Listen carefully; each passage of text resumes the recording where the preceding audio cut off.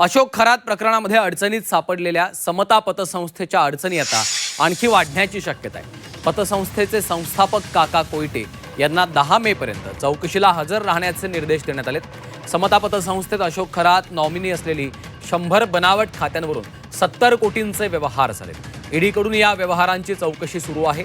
प्रतिभा चाकणकर आणि मुलाच्या नावे देखील समता पतसंस्थेत 4 खाती आहेत। या 4 खात्यांवरून 2 कोटी 40 लाखांचे व्यवहार झाल्याचं उघड झालेलं आहे। प्रतिभा चाकणकर यांच्यासह काका कोयटे यांची देखील ईडीकडनं चौकशी होणार आहे, अशी विश्वसनीय सूत्रांची माहिती आहे। यासह अशोक खरात आणि कल्पना यांच्या शिर्डीमधील जमीन व्यवहाराची देखील चौकशी होणार आहे। जमीन मालक फिर्यादी रावसाहेब गोंदकर, न्यायालयीन कोठडीमध्ये असलेले आरोपी अरविंद बावखे आणि किरण सोनवणे यांची देखील ईडीकडनं चौकशी होणार आहे, अशी माहिती आहे।